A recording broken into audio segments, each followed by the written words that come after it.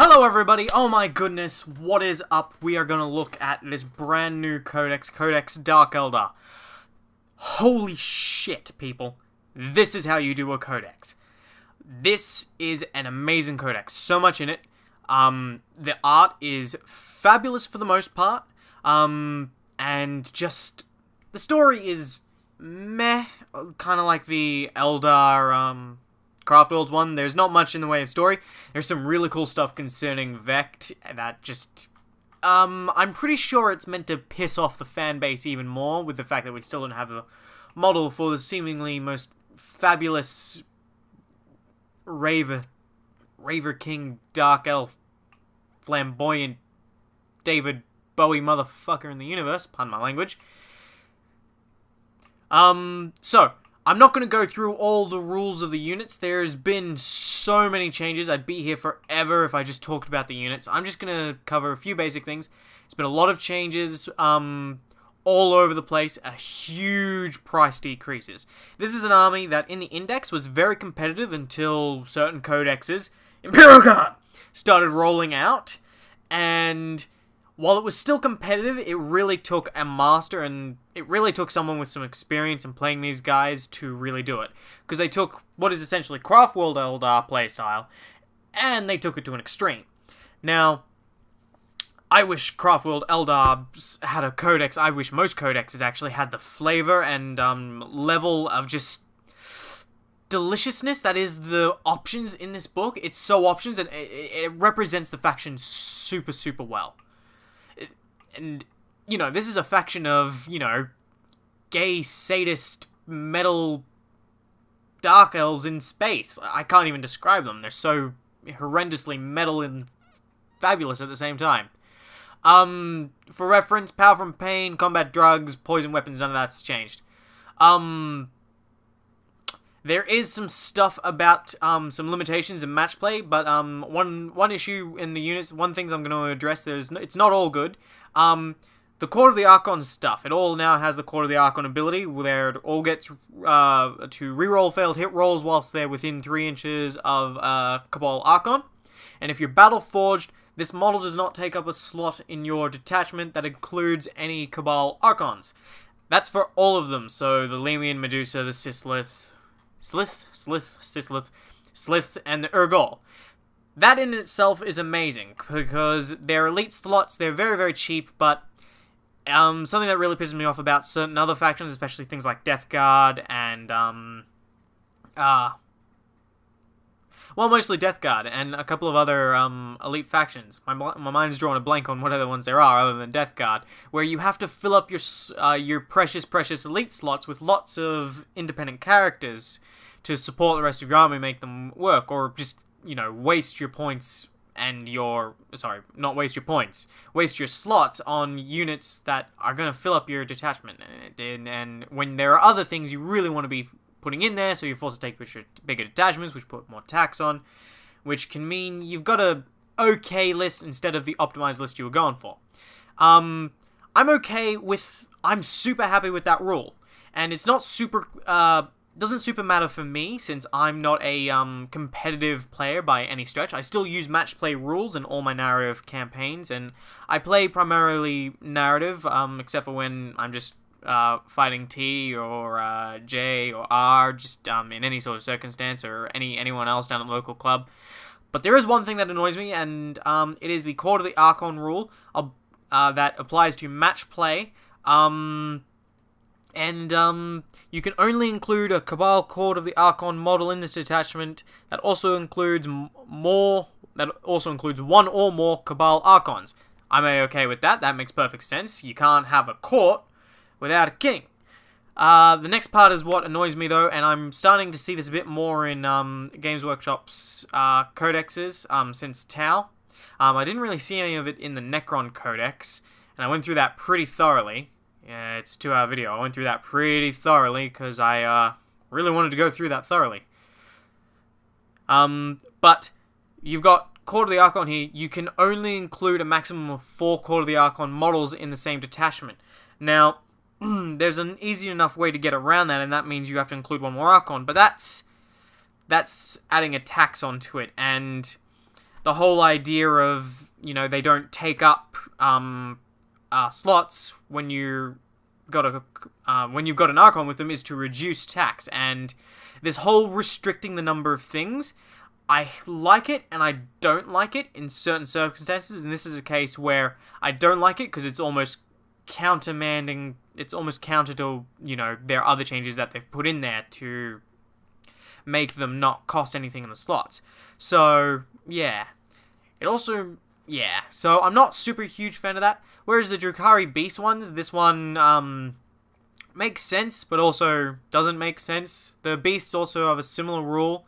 You can only include Drukhari Beast units in a detachment that also includes one or more Beastmasters, and you can only include a maximum of 3 Drukhari Beasts in the same detachment. I actually know why this is there, because the Razor Wing Flock spam was a thing very early on when the index came out, and then that was replaced by a more reasonable Dark Lance spam on Scourges and Ravagers. But, yeah, the Beasts aren't really super impressive that I think it warrants that. I definitely think, the whole, you need to have at least one Beastmaster, but them maxing out on 3, it makes sense from a fluff point of view. A single Beastmaster can't control that many beasts, but it's adding more taxes onto something that is not really worth it. I don't particularly care for the rule. I don't think it really needs to be in there, but hey, those are the only real issues I've got with changes to units, other than the fact that Blood Brides and Trueborn are gone. So Trueborn, all those people who invested in lots of Trueborn with blasters, and all of a sudden blasters are really good, and splinter cannons. Unfortunately, you're going to have to rejig your guys, and they're just going to have to be Cabalite special weapon holders now. On the bright side, Cabalites became stupid cheap. Stupidly cheap, and they've got a little change to how many heavy weapons you can take. Pretty much, if you get one special weapon per 10. One special weapon per 5 Cabalites and one heavy weapon per 10. So it's a good thing the Cabalites are stupidly cheap, but at the same time, everything else in this book also got stupidly cheap points wise, which I think is gonna.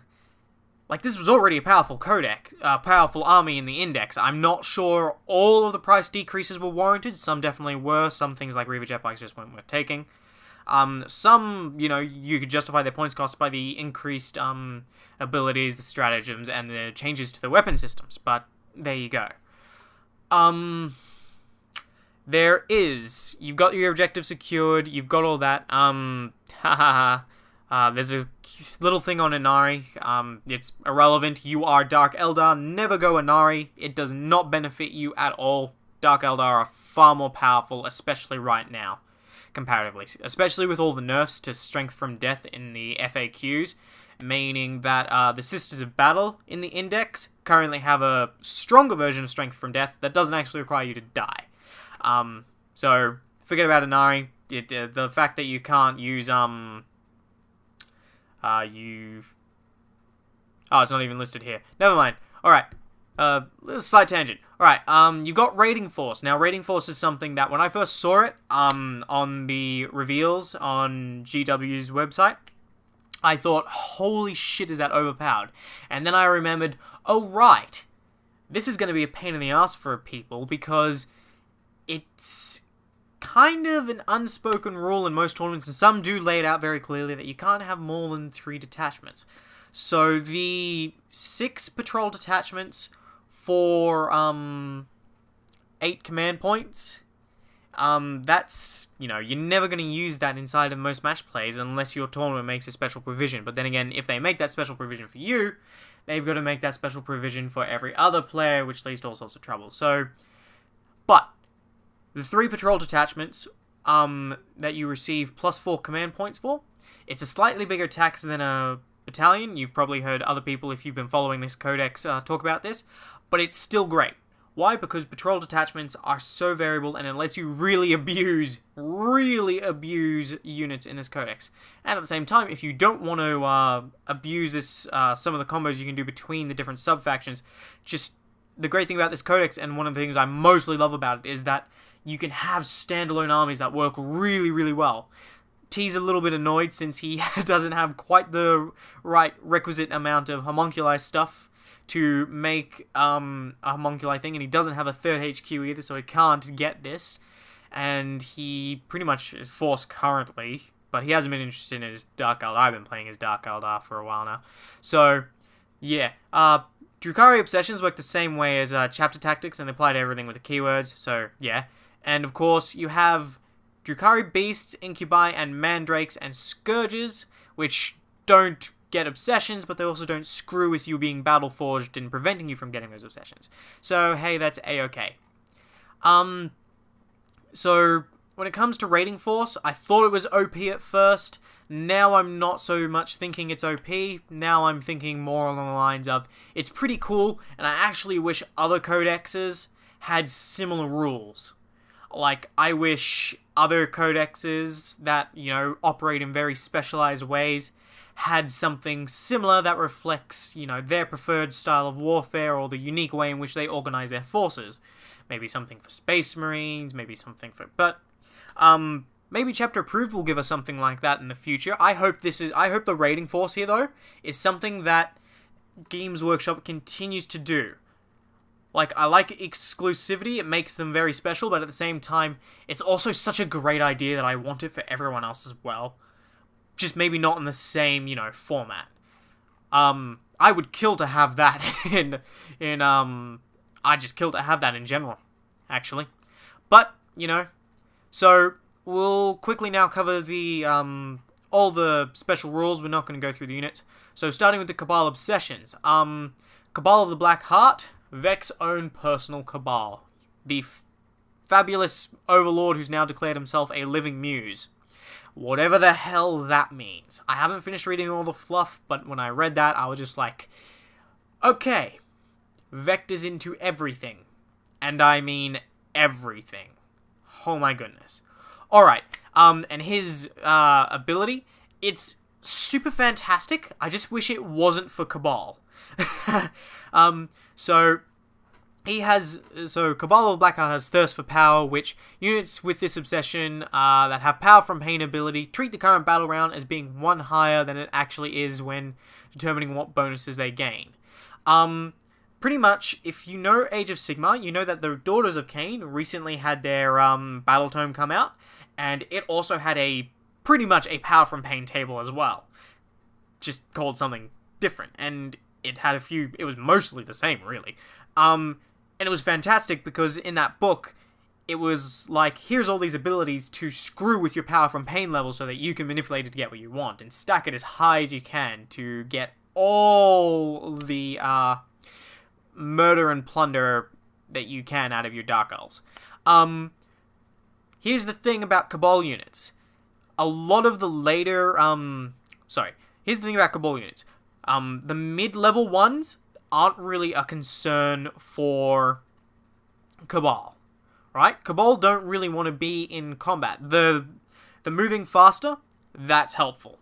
The 6-up Feel No Pain, which it confers to units that don't have the obsession, that also have the Cabal keyword, is good. Having some way to try, it makes your very, very squishy elves with, you know, who unlike the Craftworld elves have the durability of a strawberry cheesecake, or a delicious lemon meringue. Anyway, what was it? Lemon meringue. It actually gives them a chance of surviving, however very small, like a 16% chance.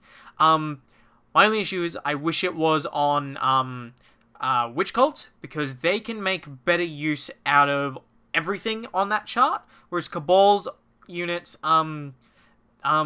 there's not very many melee-focused ones, so they're not going to be making the most out of it. Like, Cabal units, sure, they can make use of the 6-up Feel No. Sure, being able to re-roll how far you advance is fantastic. I wish it existed for regular Craftworld Eldar, because I miss Fleet of Foot. So having Fleet of Foot in turn 1, fantastic for Cabal. Of course, you've probably got Raiders, or you've got big blobs of... Or if you're fielding a purely Cabal army, big squads of Cabalites. Flensing Fury, add 1 to hit rolls for units with this bonus made in the fight phase. That's not going to do a whole lot for them, because really they shouldn't be in melee. They really shouldn't. And their best melee defense comes from their sergeant, who, sure, he can do work if you're really lucky, but one model is not enough. And sure, they're hitting on 2s, but again, you're in melee with Cabalites, you've probably done something wrong. And there's not a whole lot else that actually, a lot of the Cabalite units is shooty, so that doesn't help at all. Units automatically pass morale tests.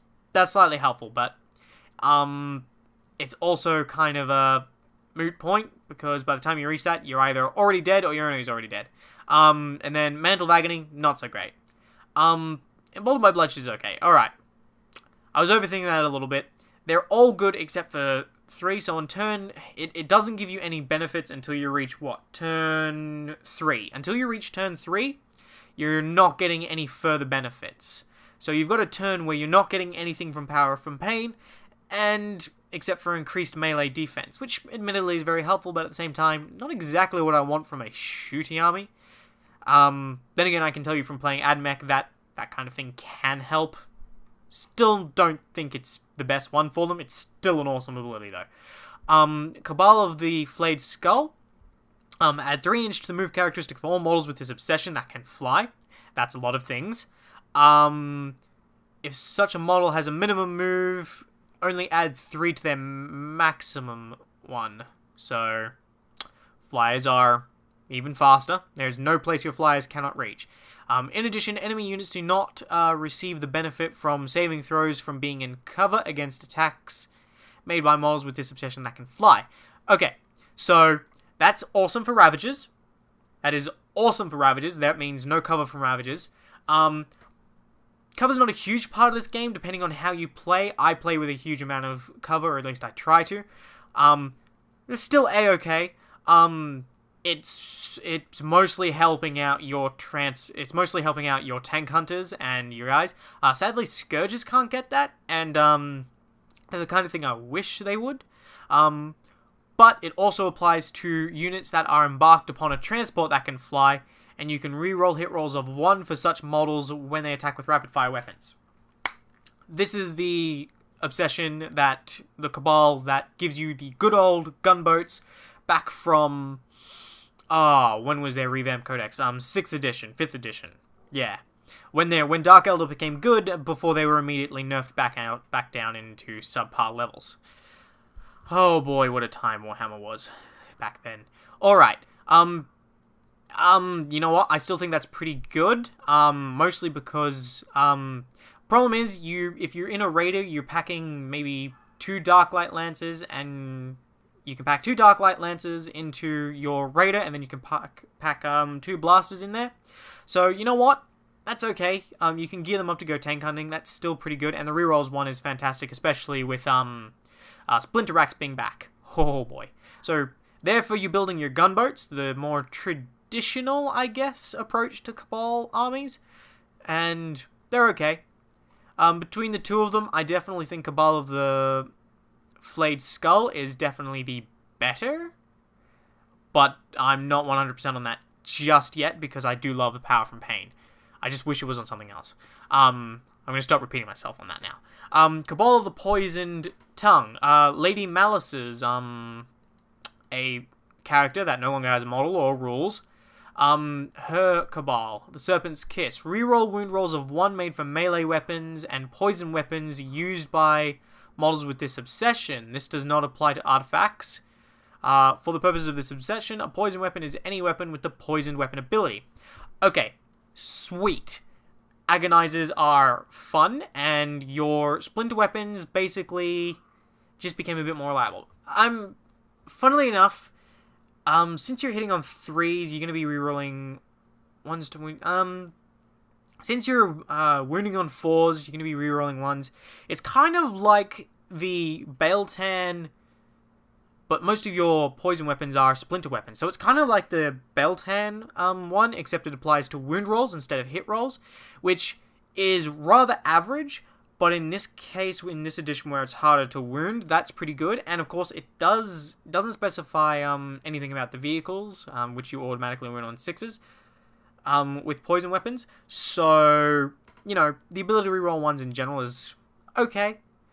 It's not the most impressive, but it also is very simple and very easy to work with because it gives you some rerolls to wound, which is something that is kind of actually hard to get in this game, depending on what faction you are. And accuracy is never your issue when playing Dark Eldar, or Eldar in general. It's always the issue of wounding, whether it be Harlequins, whether it be Craft World, whether it be Dark Eldar. Your issue is always low strength in melee, and having trouble wounding and bypassing armor. So this will help you hopefully score some more wounds. It's okay. I would probably take it depending on my list. I still am drawn more to the Flayed Skull and the Thirst and the Black Heart. The Obsidian Rose, the range characteristic of all assault, rapid fire, and heavy weapons used by units with this obsession is increased by 6 inches. Alright, this is fantastic. Why? Because, again, another thing that all 3 Eldar factions have in common is that they're blisteringly fast, and their weapons are pretty good, very accurate, and they can hurt if you can get them to wound. The issue is that the better the weapon, the shorter the range, and often you have to be stupidly close. So adding some range is pretty good. In fact, I'm pretty happy with that. I wish that was in regular Craft World, but it's not super fitting for regular Craft World as much as it is more for these guys who are super obsessed with working out their guys and showing off their fancy gubbins. Orcs would be jelly. So which one of these Cabal Obsessions is the best? Well, it's really going to depend on your list, I think. Definitely, for general purpose, if you don't know what your list is going to be, Cabal of the Obsidian Rose, increasing your range by 6 inches, is just a good all-rounder. And so is Cabal of the Serpent Kiss. If you don't have a particular foe in mind, or you're not planning around a particular build, those two are pretty much your go-to. If you're planning on building something gunboat or relying on lots of fast units flying around and going transport heavy, definitely Cabal of the Flayed Skull. Definitely. Other than that, Cabal of the Black Heart, I haven't thought of a list build for it yet, but it is generally useful. I might have a quick look and pause the recording and see if I can come up with something, or at least see something I haven't seen before. So I'm just going to retract my statement a little bit there after I did a little bit of reading when I paused for a split second there. Going back over my notes and the book itself, I just realized that the Power from Pain actually is also very good for applying to the Court of the Archon. However, I've already discussed my issues with the Court of the Archon as it stands. So, yes, you can give Power to Pain to Sislith, which makes them even better bodyguards. You can give Urgul's Power from Pain. It makes Medusae and Lamians a lot more, even more deadly in melee.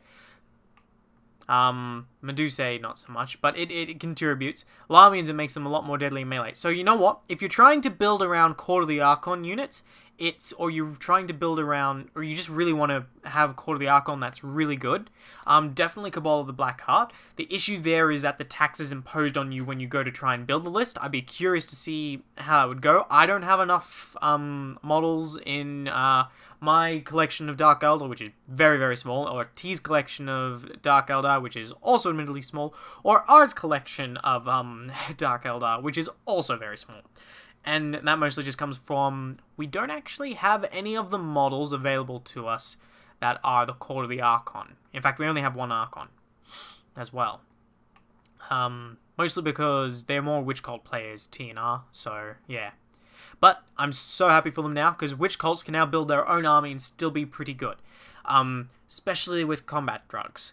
Oh my goodness. The changes in this edition to Dark Eldar fixed a lot of the problems that 7th edition had, which was just the pure randomness that meant you couldn't build practical lists that worked the way you wanted them. you were relying a lot on luck.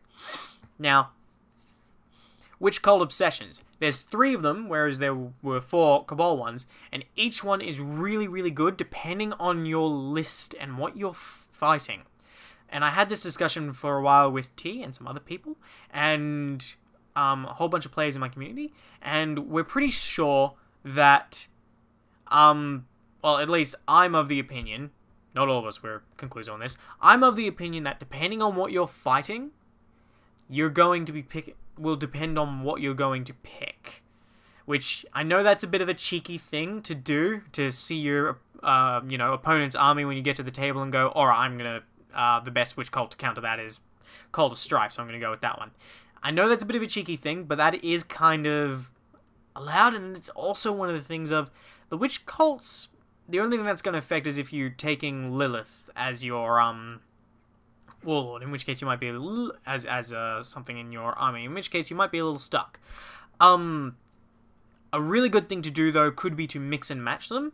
It was a discussion that floated around. If you mix and match if you use the raiding force to create 3 different witch cult armies, 3 different witch cult detachments, each with a different obsession, and you put in your mandatory succubus and your mandatory witches, you then can fill them up with the specialized units that can really abuse the hell out of those particular ones a bit more. So, these witch cult obsessions, you've got Cult of Strife, which I'm 80% positive is Lilith Hersprex. 80% positive because I just don't know the names of most things in this damn book. Damn it. Names are escaping me recently. I'm pretty sure she's Cult of Strife. Cult of Strife gives +1 attacks to... Yes, she is Cult of Strife. So she's only got as many... Lilith Hersprex has a real problem with attacks, but she's gotten much better this codex. In fact, she's really scary when you combine it with her Warlord trait. To infantry, that is. Not so much to Marine level infantry. She has her pros and cons, but she's cheap, which makes her fantastic. So, yes, they get +1 attack on the charge, when they are charged or made a heroic intervention. So, +1 attack is pretty good on these guys. With Blood Rides gone, the basic witch now has 2 attacks by default. They get an extra attack from their knives, I'm pretty sure. This is what I hate about buying digital versions. Why? Why did I not buy a paper version? Yeah, so they got 2 attacks now, and their Hekatari Blade, which they come with by default, gives them an extra attack at user. So, with that, they are 4 attacks on the charge, 3 attacks normally. 5 for the Hecatrix. So, you can really stack up the attacks to really tear through stuff, which can sort of help make up for your terrible strength, being strength 3.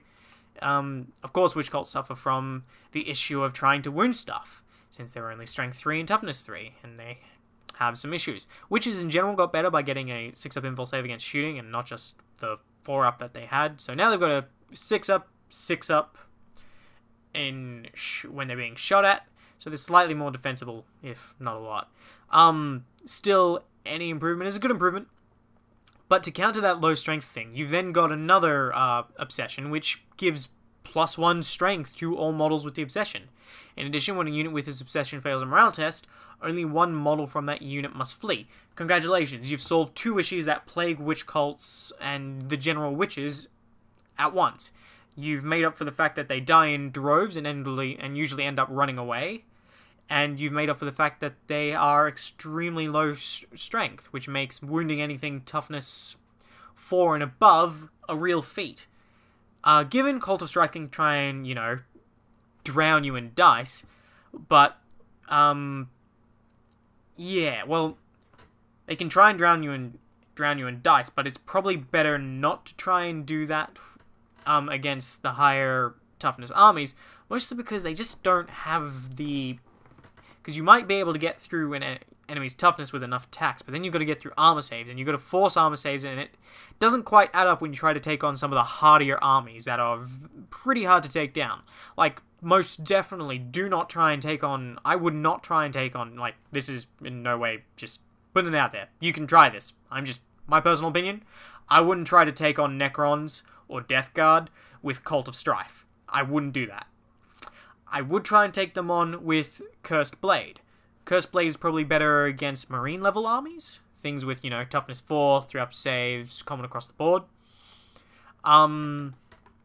Because then you're only winning them on 4s instead of 5s, and there's some cheeky shenanigans you can try and do to compensate. And witch cults are cheap. The witches themselves are only 8 points base. They are not, whereas the Cabalites are only 6 points base. So, yeah, you can combine the two, but it is yeah. They're cheap, they're disposable, but they're also the main power of your witch cult army. The Cult of Red Grief. This is just fantastic. This is fantastic for Eldar armies in general. Eldar like to go fast. Eldar like to go very fast. Cult of the Red Grief makes us even faster. Units with this obsession can charge in the same turn in which they advanced. In addition, you can re-roll failed charge rolls for units with this obsession. Congratulations, you've just got around one of the issues that you have with speed. Sorry, I worded that wrong. You got around the issue of not having the power to increase your power from pain, because now you can advance and charge. By turn 2, you'll be able to re-roll that advance. And even if you do advance, you're now able to re-roll not just your 1s on your charge, but your entire charge altogether, making your charge more reliable mathematically, sort of. It is very good. It is very good if you like Reavers and are building Reavers as the core of your army. Other than that, it's just a good general trait. It's the one I would pick just generally, whereas the other one, if I'm expecting to fight a Horde army, I would go Cult of Strife, or if I'm expecting to fight a more defensive, high toughness army, I'd definitely be going Cursed Blade and then giving all the drugs. Homunculus. Holy shit, a Homunculus cool. I've always loved these guys, but holy shit. Homunculus Covens was the sub-codex from 7th edition was, for lack of a better word, interesting. But 7th edition Dark Eldar, as a general principle, were not great in that edition outside of certain circumstances. It mostly came down to a lot of luck. These Homunculus Covens are fantastic, and they really help address some of the issues that Homunculus have that makes them that much more playable and that much more excited, for me personally, to try and run some. Unfortunately, I don't think I'm going to get a chance to get any, but a friend of mine is getting an army of these. Holy crap, does he have a scary idea for how metal he's going to make these. You've got Prophets of Flesh, which have Connoisseurs of Pain. If a model has this obsession, the invulnerable save conferred by Insensible to Pain, which is most units have it, their invulnerable save is increased to a 4+. Considering they have next to no armor save, most homuncular stuff outside of the Talos engines, and their 5-up invulnerable save is pretty nice. It's slightly more reliable than a... Well, no, it is mathematic. An invulnerable save this edition is better than a Feel No Pain equivalent, where you ignore damage, because then you're rolling for each individual point of damage, which means high damage weaponry is gonna drown you guys out. An invulnerable save just stops the wound right there. So a 4-up one, that's a 50-50 chance. That's pretty good. And as you'll see in a quick discussion we're going to have over their other things that this particular group can do, they're awesome in abusing their durability and recyclability of their guys. You got Dark Creed, which are essentially the Night Lords of the Homunculi. Models subtract 1 from their leadership characteristics for each unit with this possession within 6 inches of theirs, to a maximum of -3. This is actually one of the few factions that can play around morale effectively and do leadership bombs, and you can do a lot of really fun stuff with that. And if you combo them with some allied units from things like Craft World, then you're looking at some really... I'm mostly referring to a certain flyer that gives -1 leadership and annihilates everything in its path, and also further lowers leadership with psychic powers. I think you know the one, and if you don't, it starts with Wraithfighter. So, they're interesting. They're not, a standout one, since they don't really address any of the issues that homunculi have. They're still cool. Covenant of 12, improve the armor penetration characteristic of all melee weapons used by moles with this obsession by 1. For example, AP1 becomes AP -2, AP0 becomes AP -1. This doesn't affect artifacts. That's good, because as I just said, my issue with Dark Read is it doesn't address any of the issues that homunculi units have. It doesn't help cover up for some of their weaknesses. This one does. Butchers of the Covenant of 12 and the Prophets of Flesh both have abilities that improve your army, whereas the Dark Creed is more, if you're planning to go a certain build, that's the way to do it, and it just gives them a little something extra. Stratagems. Alright. Stratagems. We've got Webway Portal. Works the exact same way as Craft World 1. You pay 1 CP to put a Drukhari Infantry Biker Beast in the webway, and then you can drop it on the battlefield 9 inches away, or you can spend 3 CP to do it to 2 units. There's a lot of good stuff, and it's very good if you've got your Power from Pain to hold back some melee units until 3rd turn, where they've got all their Power from Pain that, they can make ready use of when they come out of their webway to get an easy charge off and then hit really well, and so on and so forth. Alliance of Agony is the most awesome Warlord trait I have ever seen, and I wish other armies had something similar. I particularly want Space Wolves to have something like this. I want Space Wolves to have something like this when they come out. But Alliance of Agony is so cool, because your Warlord traits in this book are so cool. It's 1 CP, use this stratagem before the battle if your Warlord is an Archon. Sure, why the hell not? Choose 1 Homunculus and up to 1 Succubus from your army. Generate a Warlord trait for each character you choose. Note that these characters are only regarded as your Warlord for the purposes of the Warlord traits. When your Warlord traits are amazing, that is a small price to pay. I love that one. You got your standard, you got your Artifacts of Pain, use a stratagem, choose you, Architects of Pain. Sorry, I was reading that. I don't know where I got Artifacts of Pain from. Architects of Pain, 1 CP. Use this stratagem at the start of your battle round. Choose a unit from your army that has the Power from Pain ability. Until the end of the battle round, that unit treats the current battle round as being 1 higher than it actually is when determining the bonuses granted from the Power from Pain. This is cumulative with other effects, such as Cabal of the Black Heart. Sweet. You can only affect 1 unit, but maybe that's all you need. After all, if you can rig it in such a way that you can get exploding attacks from the +1 to hit, or even just, make sure that your guys don't run away in a pivotal turn, that's good. I like it. I like anything that increases that Power from Pain table up a bit, because that Power from Pain table is absolutely awesome, and I love it as a special feature, as a special rule. Got Haywire Grenades. Use this stratagem before a Drukhari model from your army throws a plasma grenade at a vehicle, or make a single hit roll, do D3 mortal wounds. 1 CP. A lot of other factions have it. It's questionable use, but it's also A-okay. It's there.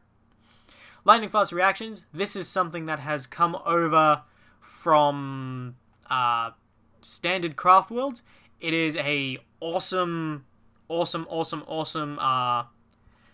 stratagem in that book. It's still very good in this book, because it definitely -1 to hit is better than +1 to armor save any day of the week.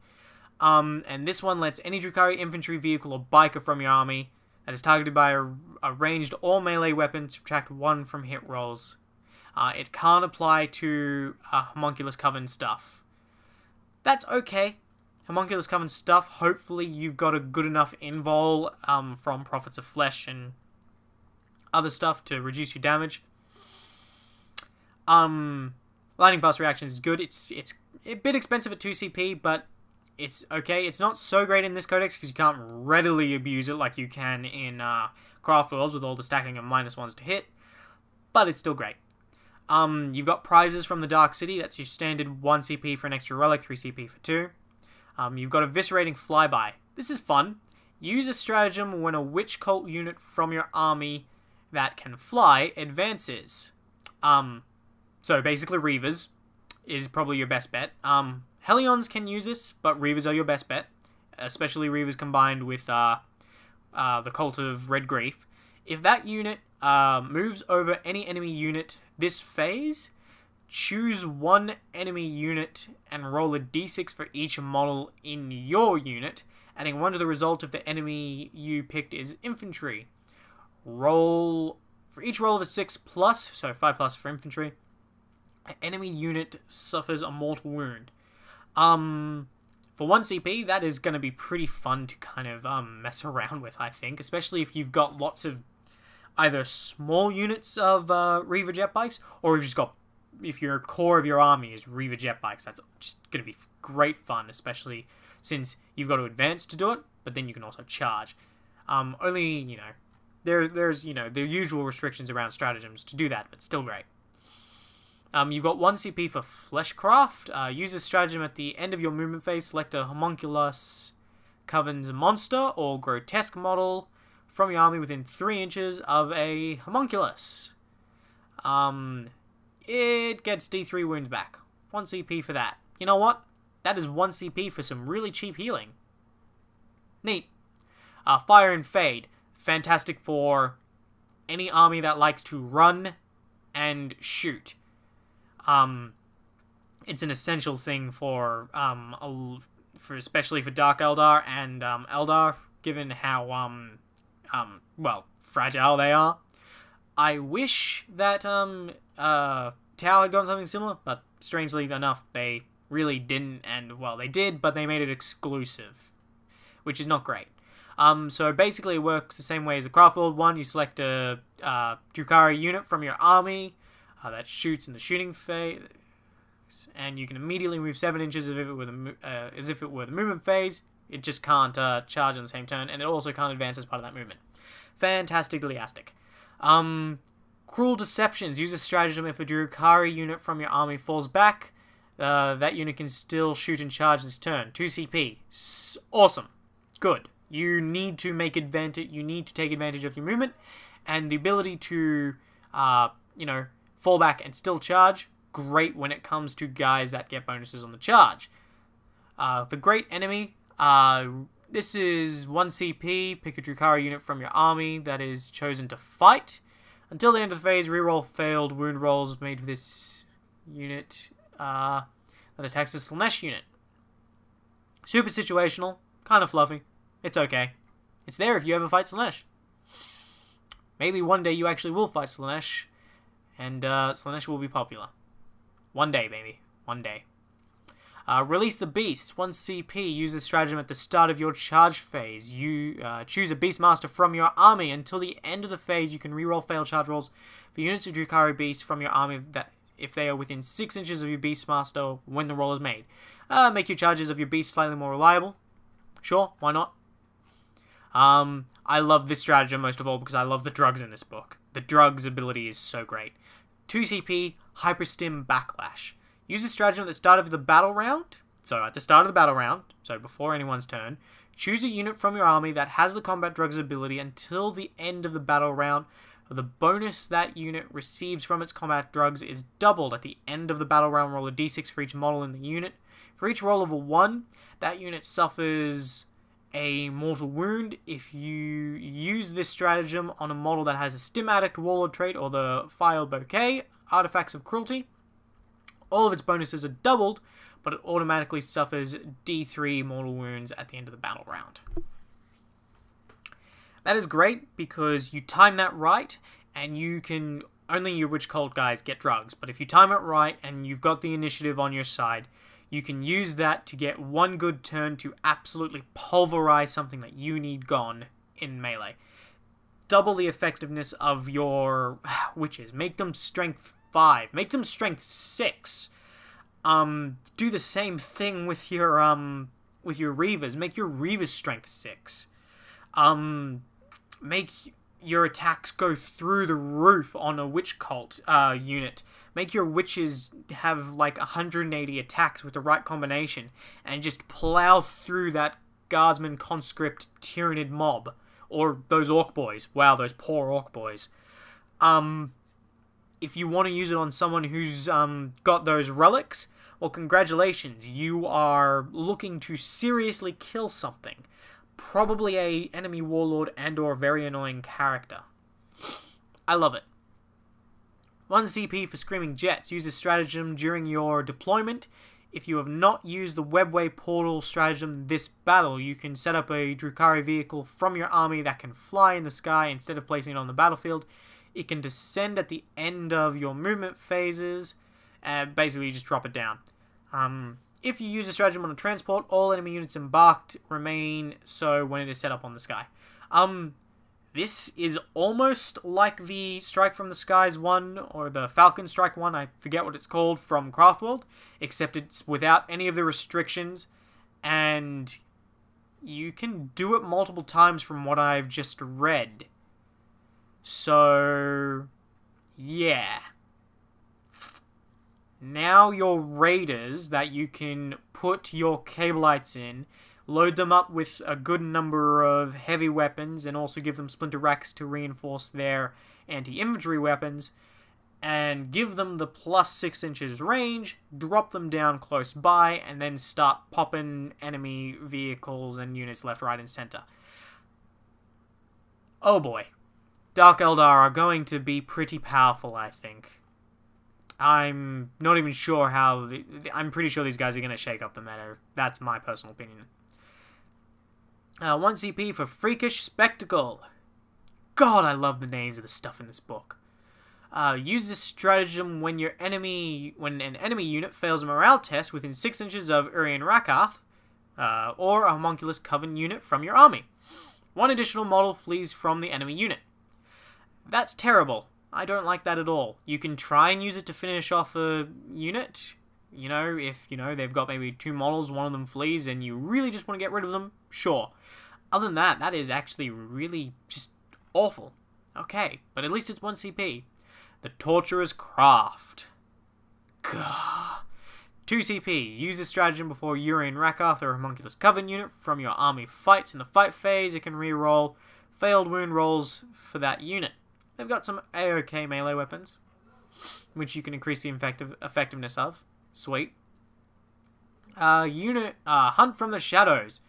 Use this stratagem when a Drukhari infantry unit from your army is receiving the benefit of cover and is targeted in the shooting phase. Until the end of the phase, add 2 to the unit's saving throw instead of only adding 1. So I can't remember if they've got a 4 up or a 5 up, but I know witches have a 6 up, so you can get witches to have a 4 up in cover, which is cool.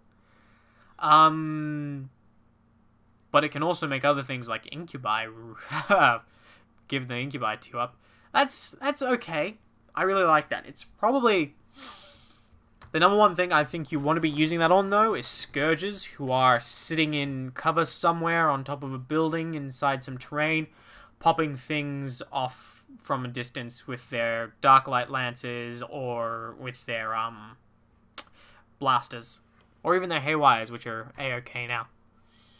1 CP, pray they don't take you alive.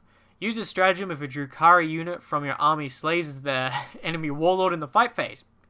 Possible. For the remainder of the battle, every model in the enemy army subtracts 1 from its leadership characteristic. Depending on what you're fighting, that can be brutal. Mostly I'm thinking lower horde armies that suffer from morale. Things like Tyranids, not a good option for that. Things like Orcs, very good option for that, depending on how many boys they've got around. Orcs can become practically and theoretically immune to morale, but it can still screw with them. Definitely good against Guard and Admech. Soul Trap. Use this stratagem when an Archon from your army kills an enemy character in the fight phase. Increase the attack, strength, and leadership characteristics of that Archon by 1 for the remainder of the battle. So he goes to strength, goes to strength 4, which goes up to like strength 6, I think, from the Husk Blade. He goes up to 6 attacks, and leadership, meh, we don't care. He's already super arrogant anyway. Enhanced Aether Sails, 1 CP, use a stratagem when a Raider or Reaver from your army advances, add 8 inches to the move characteristic for that phase instead of rolling a dice. I find this redundant, and I question why it's not just an upgrade, but hey. 1 CP for Onslaught, use a stratagem before an Incubi unit from your army fights in the fight phase. Until the end of the phase, each time you roll an unmodified roll of a 6, which on turn 3 for you, which will be a 5-up, for each model in this unit, that attack scores 2 hits instead of 1. So, go explode with your attacks. Yeah, that's frightening. Incubi with lots of attacks. Yeah, that's nothing to sneeze at for 1 CP if you time it right. Crucible of Malediction. This is 2 CP. It lets you select a homunculus unit in your army and roll a d6 for each enemy psyker. Sorry, no, just for each psyker. So be careful if you've got allies within 12 inches of it. On a 4+, the unit being rolled for suffers d3 mortal wounds. It does have a downside. You can only use it once per battle. If you're facing a psychic heavy list, that's actually pretty good. Even if it is only once per battle, d3 mortal wounds is nothing to scoff at. That will really screw over Eldar. But, yeah. 1 CP for Torment Grenade. Use this stratagem before a model from your army fires a Phantasm Grenade Launcher. If the enemy unit is hit by an attack made with this weapon this phase, then in addition to the usual effects, roll 3d6. If the result is higher than the highest leadership characteristic in the enemy unit, it suffers d3 mortal wounds. Yeah, abuse that leadership bomb and the Coven of... the Coven that gives -1 leadership. I've got them now. 3 CP, Agents of Vect. Alright, there's a lot of crowing on the internet, and amongst other people I've spoken to about just how amazing this is, despite its cost. I think it's woefully overestimated, and its usefulness, while it exists, is something in the line of, I'm not really sure if it's going to be entirely worth it a lot of the time. It's 3 CP, and you use a stratagem just after your opponent has spent CP to use a stratagem.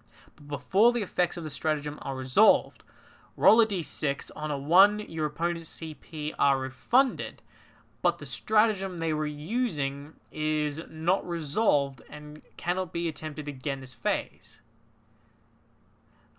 Sorry, I completely blanked and read that wrong. You roll a d6. On a 1, they're stopped from using it.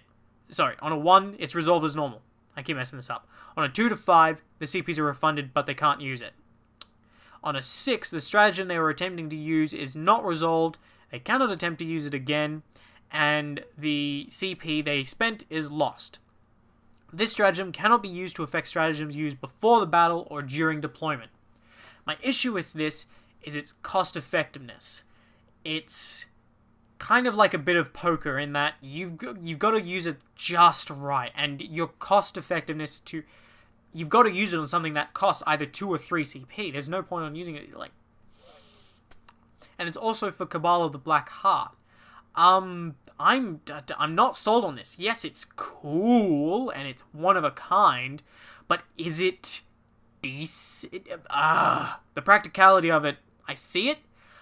I just see it not coming up very often since, a lot of players I've noticed, or at least everyone I seem to fight, doesn't like to use the big expensive stratagems. They like to use lots of small ones like command rerolls. Spending 3 CP to stop a 1 CP reroll, that's 3 CP you could have spent for a reroll, which could have, or something else that could have changed the course of the game. So, Cabal of the Poisoned Tongue gets Insidious Misdirection for 2 CP. Use a stratagem at the start of the first battle round, but before the first turn has begun.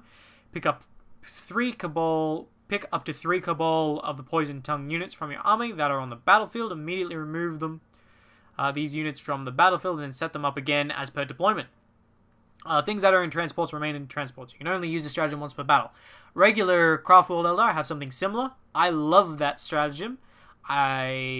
It's good here because Cabal of the Poison Tongue is a decent all-rounder general if you're not really building or caring about something. A-OK Cabal.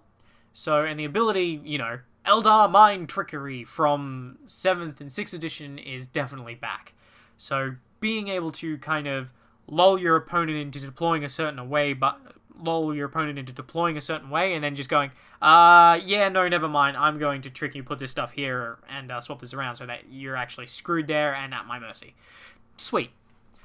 Failure is not an option for the Obsidian Rose. 1 CP, use a stratagem when a Cabal from the Obsidian fails a morale test. Select which models will flee, but before removing them, each can shoot as if it were the shooting phase, or make a single close combat attack as if it were the fight phase.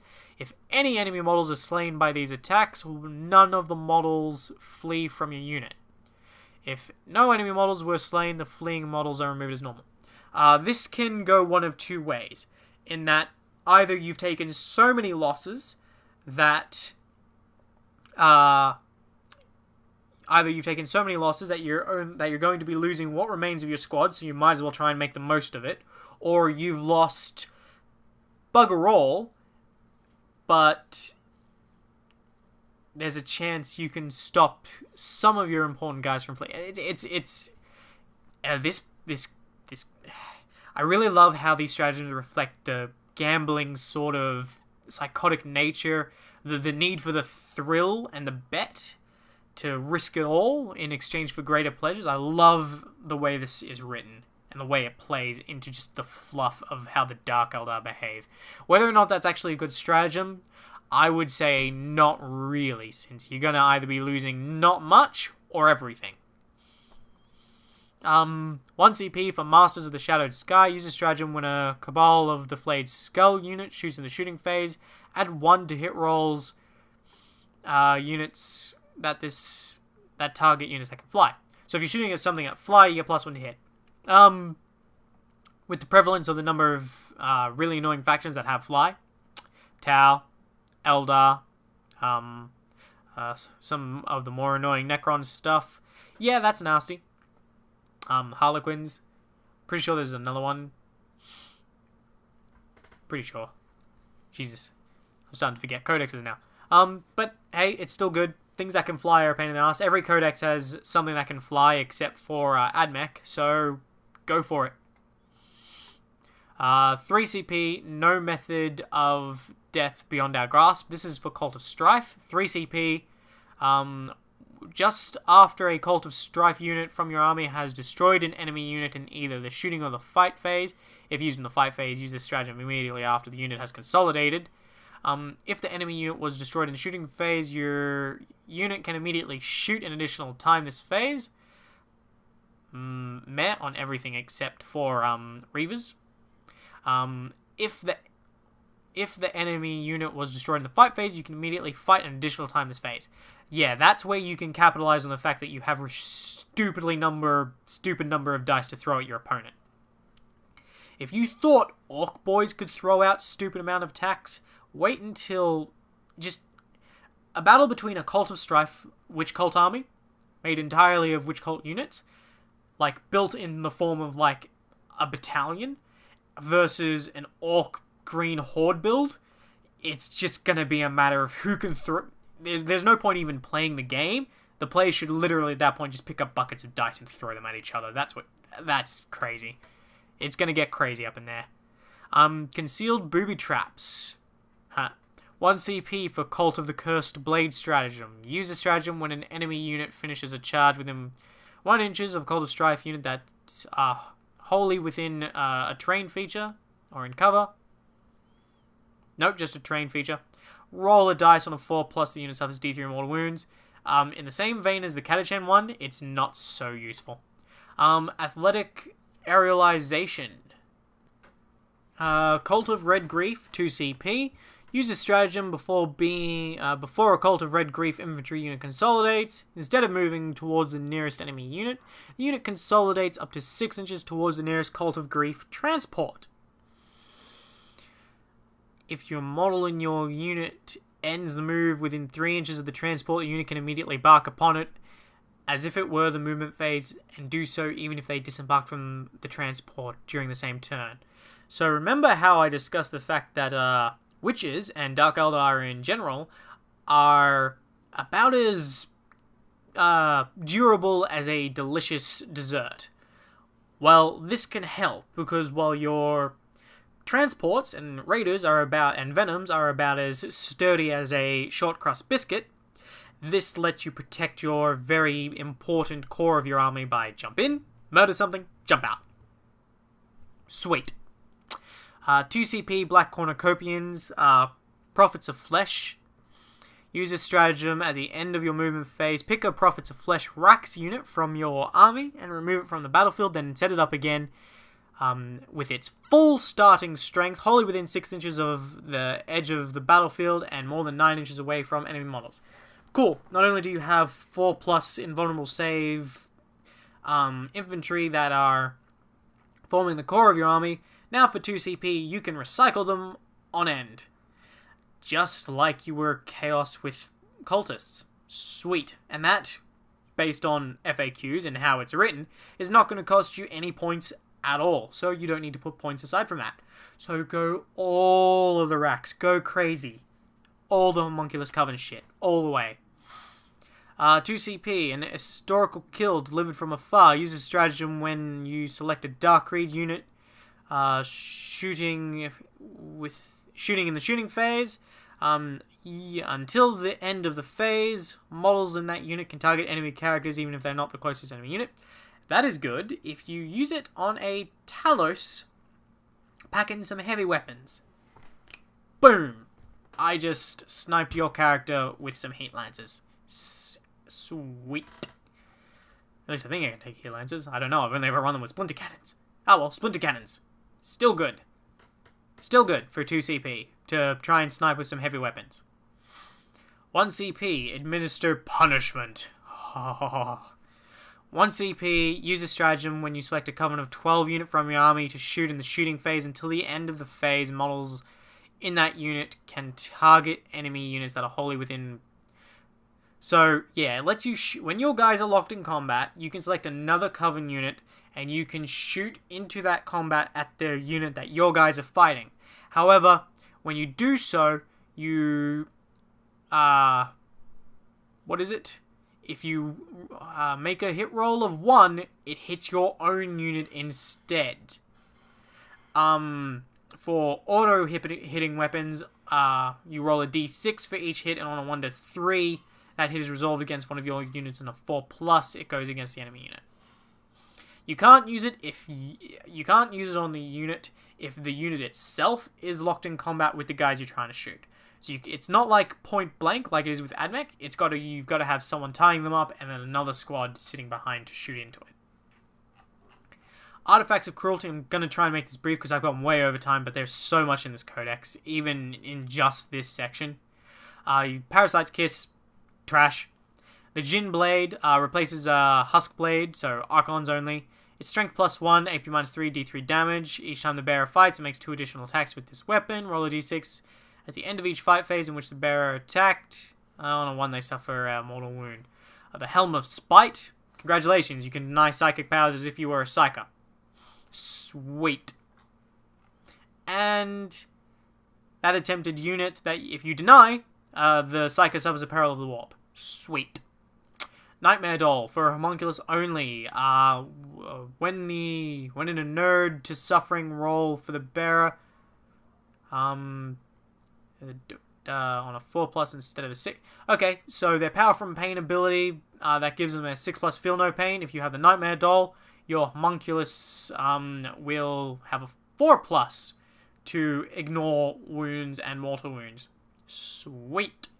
Increase the survivability of your scary nightmare medic. The Animus Vitae. It's a grenade with a very interesting and long description.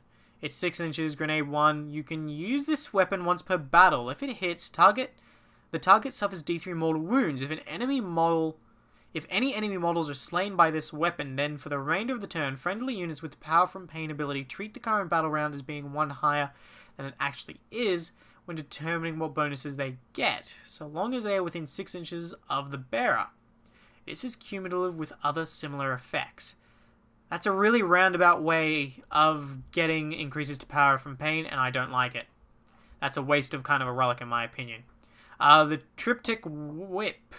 The Triptych Whip, there is no excuse really not to put this on if you just want a weapon to make your succubus even better. It just replaces an agonizer. It's an agonizer that gives you 3 extra attacks each time you fight. Neat. More attacks. More attacks! Writ of the Living Muse. This is for Cabal of the Blackheart only. Reroll wound rolls of 1 for friendly Cabal Blackheart units within 6 inches of the bearer. So make your Archon both a Space Marine Lieutenant and a Space Marine Captain. There is a poisoned pistol that can target enemy characters for the Cabal of the Poison Tongue. Meh. The Armor of Misery for Obsidian Rose, which gives them which gives the Archon a 3+ save, and makes your enemy subtract 1 from hit rolls for attacks that target him in the fight phase. Neat. The Obsidian Veil, Cabal of the Black Archon only. So this is for Flayed Skull. The first time this model fails its invulnerable save from its Shadow Field, its Shadow Field ceases to function. And its Shadow Field... okay, when you do a Shadow Field, you got a 2-up invul save, and the first time you fail that, it goes away. If you have this artifact, instead of going away, it immediately becomes a 4-up invul save for the remainder of the battle. So instead of a super awesome invul save, you now have a regular invul save that every other captain out there has. Why not? Why not? Okay, the File Bouquet, Cult of Strife only for a succubus. Roll a d6 at the start of each battle rounds to randomly determine a combat drug from the table on page 87 until the start of the next battle round. This model gains that bonus in addition to any other combat drug bonuses they have. Duplicate results are cumulative.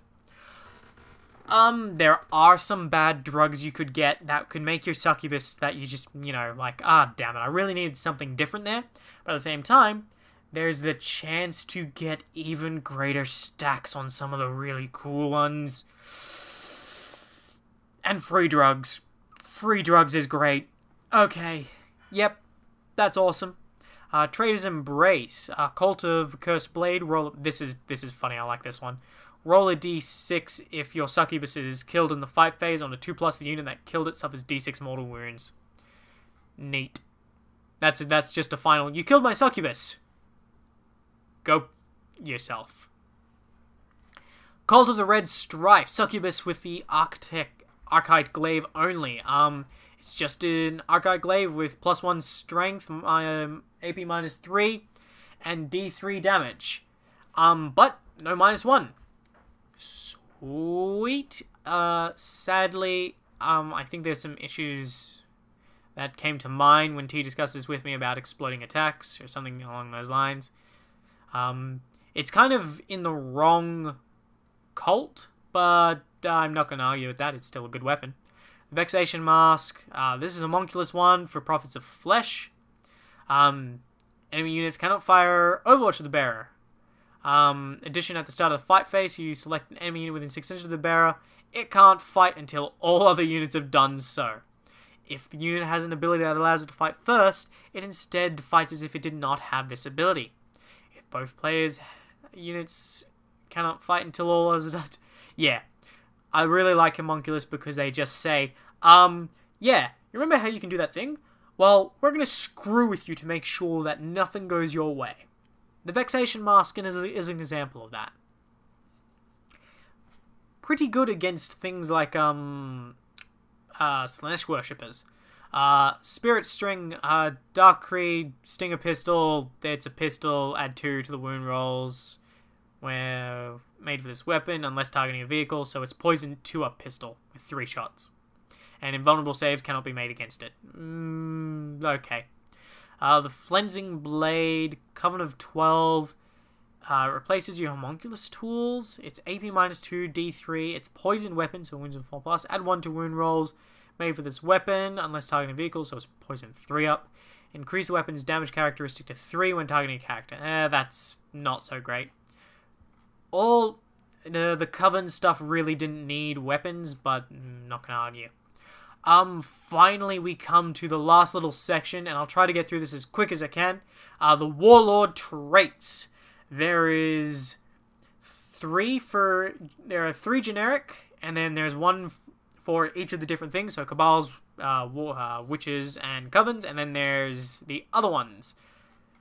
Oh boy.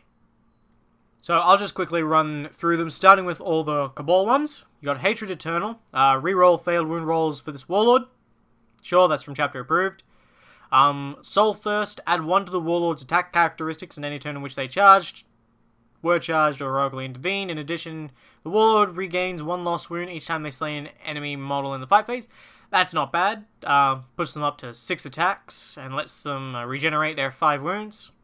Sure, helps make up for their squishy factor. And if anyone ever happens to get through their 2-up invul. Ancient Evil, the opposing player must roll an extra dice when taking a morale test for units within 3 inches of this Warlord and use the highest result. Okay. Cabal of the Black Heart, whilst your Warlord is alive, roll a d6 each time you or your opponent spends a command point to use a stratagem. You gain 1 command point on roll of 6. That's a generic Warlord trait that lots of different armies have. It never stops being good. It's something in Cabal of the Black Heart's favor. Makes them, again, just another really good generic choice, regardless of your build. Cabal of the Poisoned Tongue. Friendly Cabal Poisoned Tongue units can use the Warlord's leadership while they're within 12. Okay. Cabal of the Obsidian Rose. Increase the damage characteristic of weapons other than just as all weapons. Jesus. It doesn't specify. So all the weapons that your Warlord is armed with by 1. Okay. That's a blast pistol. Doing, what, d6 plus 1? My goodness. Cabal of the Flayed Skull, famed savagery, increase the Warlord's strength and attacks, so strength 4, 6 attacks, during a turn in which it was charged, made a charged, or heroically intervened. Okay. Drazar has Hatred Eternal out of those, by the way. Okay. Witch Cults. So, Quicksilver Fighter, your Warlord fights first. Yeah, that's a generic, your Warlord fights first one. Stim Addict, before the battle when determining the bonus.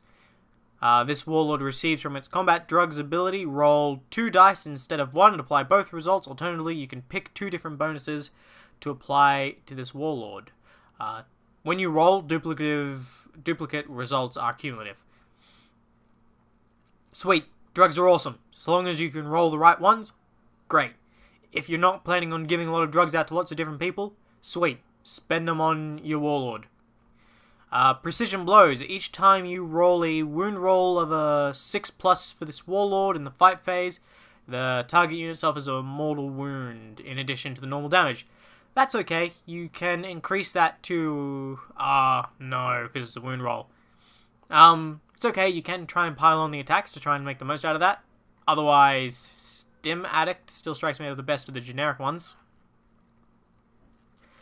Blood Dancer for Cult of Strife. Each time you make a hit roll of a 6+, which becomes 5+ from turn 3 onwards, in the fight phase, that hit scores 3 hits instead of 1. Congratulations! Your Warlord now has Tesla on an Agonizer, not an Archetype Blade, sadly, but on an Agonizer, which is essentially just a power whip.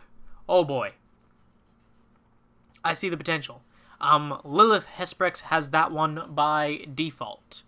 Cult of Red Grief, Hyper Swift Reflexes, add 1 to the invulnerable save made for this Warlord. I don't know what the invulnerable save of a Succubus is off by heart. I'm pretty sure it's a 4-up. So, 3-up invul save. Sweet. Actually, you know what? I will just find the page and find it. I don't want to give any incorrect facts.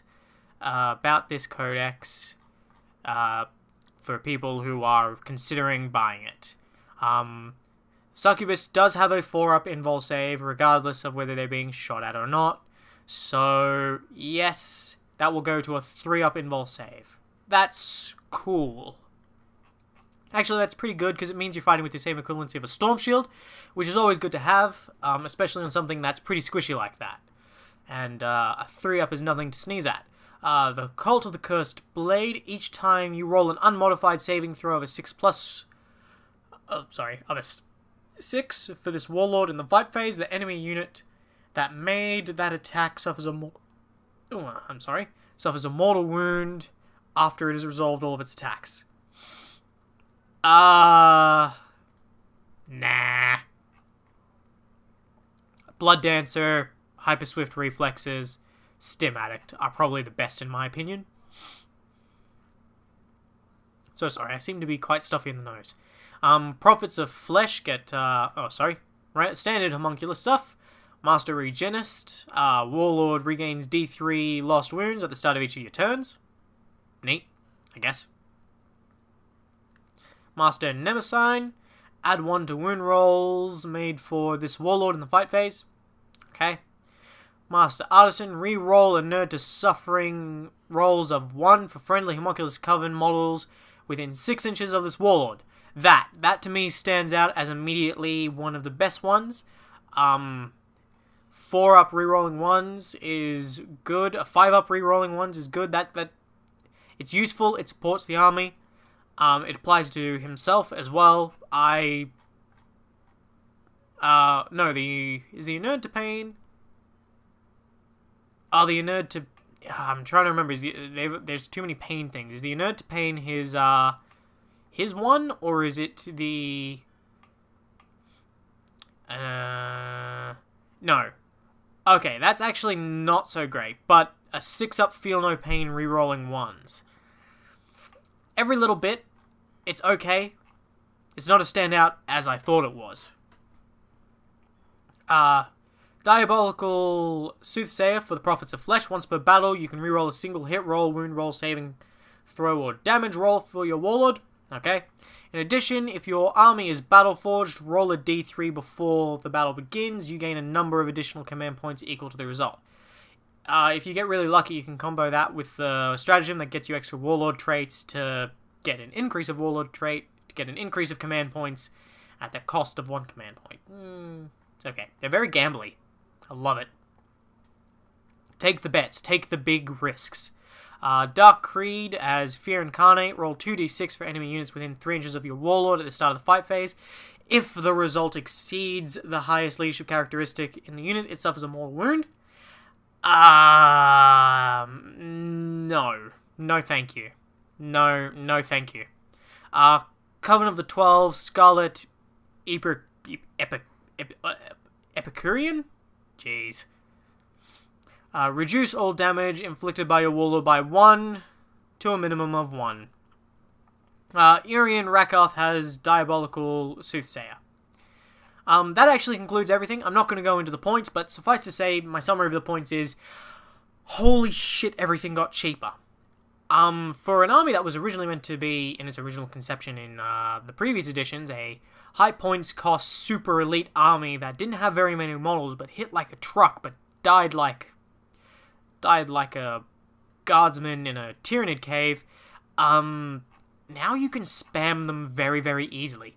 And things that, like, your Cabals, your Cabalites, and your Witches, you can just throw them in waves now.